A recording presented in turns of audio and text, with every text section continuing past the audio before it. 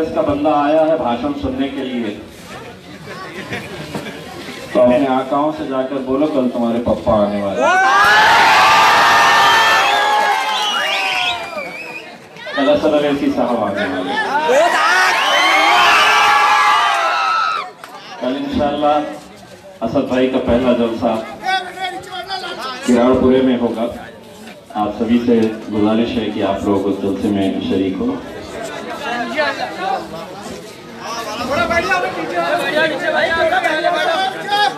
मैं यहाँ से हट जाइए, वो कैमरे वाले रिकॉर्ड कर रहे हैं मुझे।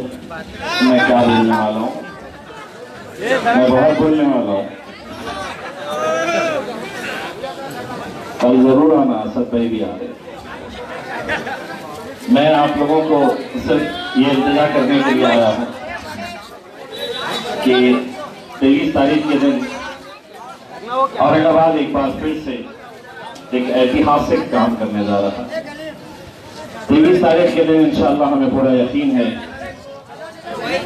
कि 2014 के अंदर जो औरंगाबाद की आवाम ने, जो औरंगाबाद के बुजुर्गों ने, नौजवानों ने जिस तरह का हमें साथ दिया था, वही साथ आप 2019 के इस लोकसभा इलेक्शन में भी देंगे।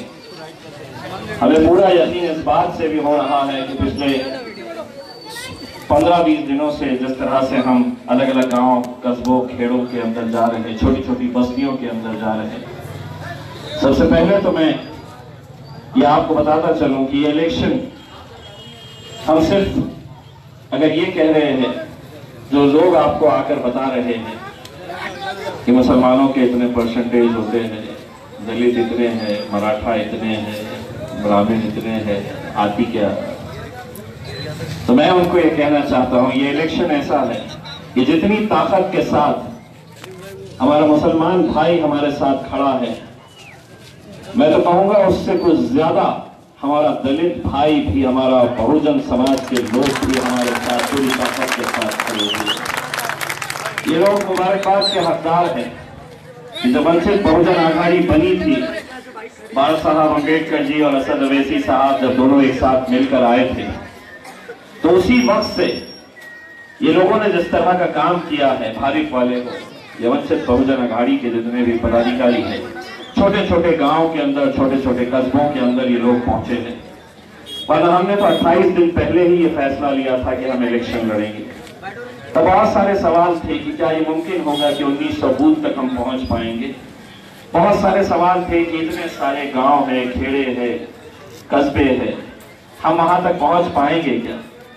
लेकिन जैसा मैं आपको कहता हूं कि ये जो सारा आज बदला हुआ माहौल मैं देख रहा हूं, तो मैं यकीनन इस नतीजे के ऊपर पहुंचा हूं कि अगर नीयत साफ हो तो अल्लाह रास्ते जरूर बनाता है। और आज हम लोग अपने मंजिल की तरफ धीरे धीरे बढ़ते जा रहे हैं। पूरी जिम्मेदारी के साथ आप लोगों को आगे आना है, क्योंकि ये इलेक्शन महज सिर्फ 550 के करीब जो एमपी सीट होते हैं उनमें से एक एमपी सीट है। लेकिन आज इस सीट के ऊपर तमाम लोगों की नजरें लगी हुई है कि क्या 2014 के अंदर औरंगाबाद ने जो मोजज़ा करके दिखाया था, 2019 के अंदर क्या ये मुमकिन होगा। क्या ये होगा कि बाबा साहब अम्बेडकर जी, असद अवैसी साहब के नाम के ऊपर तमाम बहुजन समाज, तमाम हमारे बुद्धिस्ट भाई, तमाम मुसलमान, जितने भी लोग हैं, ये क्या एक साथ मिलकर एक प्लेटफॉर्म के ऊपर आएंगे। बहुत सारे लोग आज शहरों के अंदर, हमारी गलियों में, हमारी बस्तियों के अंदर भेजे जा रहे हैं। गाड़ी उनकी है, पेट्रोल कोई और भर रहा है। उनका काम यही है कि वो आप आ रहे, आपके पास आके समझा रहे, ये इतना, इसको इतना मिलता है, इसको इतना मिलता है, बहुत गणित समझाने की कोशिश करते हैं। मकसद यही है, मकसद यही है कि किसी तरह से एक बार फिर से बांट दो, कुछ वोट इधर चले जाए, कुछ उधर चले जाए, बीच में से कोई और निकल कर चला जाए। अगर वो आए आपके पास तो बहुत ज्यादा गणित और ज्ञान लगाने की, दिमाग लड़ाने की जरूरत नहीं है। वो जब आए और अपना हिसाब किताब बताना शुरू करे तो उसको बोलना रोक। 70 सालों तक मैंने ऐरे गैरे नथु खैरे,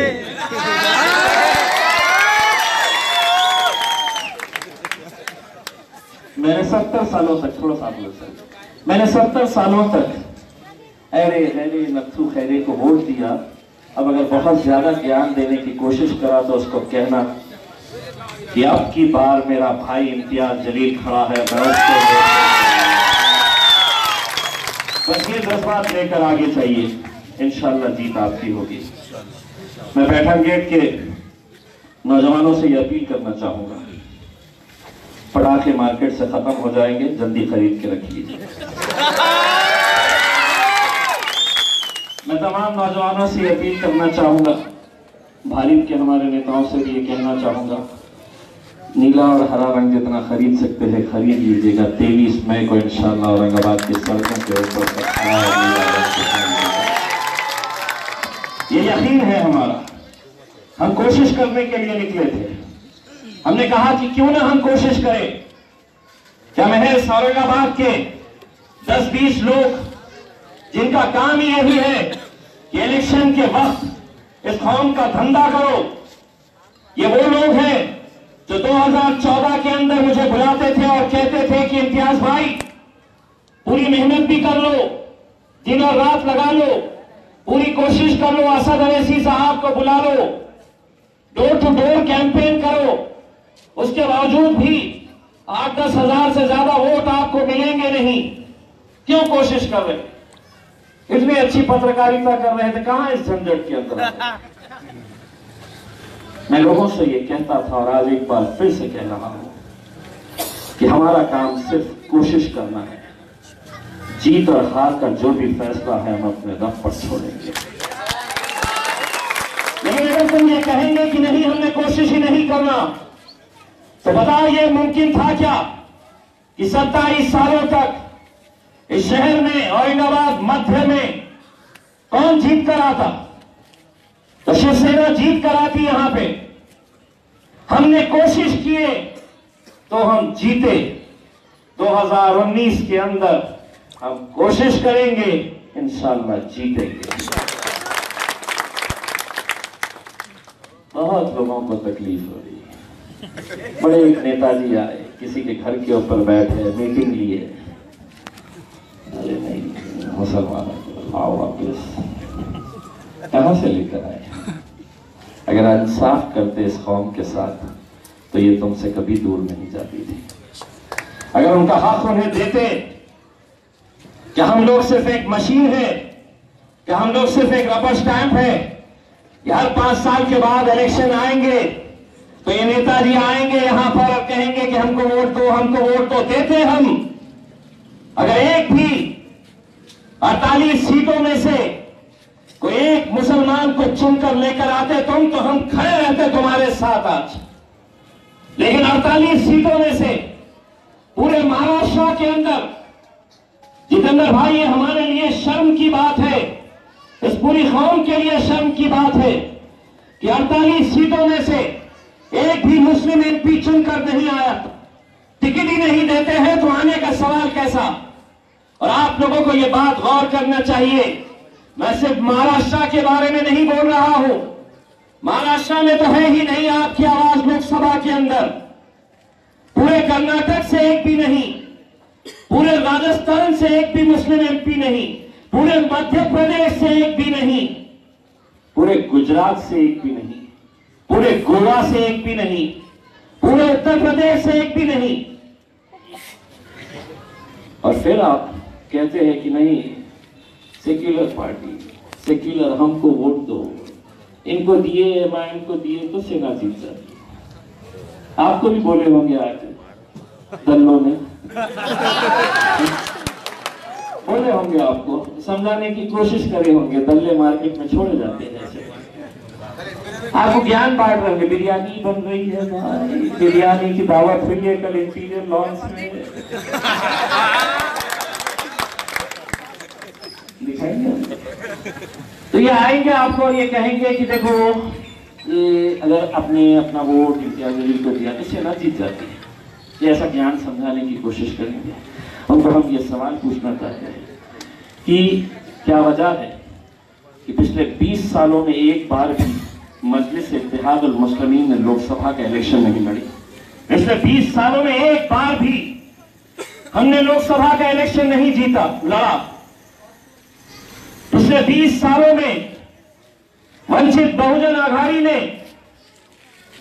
एक इलेक्शन नहीं लड़ा औरंगाबाद से, तो लड़ा कौन? वही सेना भाजपा एक साथ, और दूसरी तरफ वही कांग्रेस और राष्ट्रवादी एक साथ। जब हम थे नहीं, जब मजलिस थी नहीं, तो हमने अपना वोट किसको दिया? हम सेना को तो देते नहीं, हम भाजपा को तो देंगे नहीं, क्योंकि उनको तो इंशाअल्लाह कुचलेंगे। हम देते नहीं, तो हम किसको देते थे?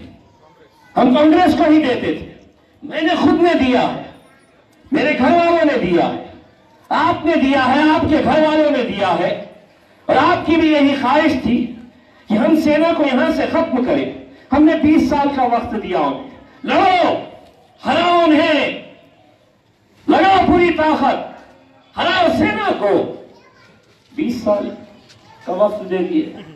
अब हम और आप इस नतीजे पर पहुंचे कि उनमें ताकत ही नहीं है हराने की।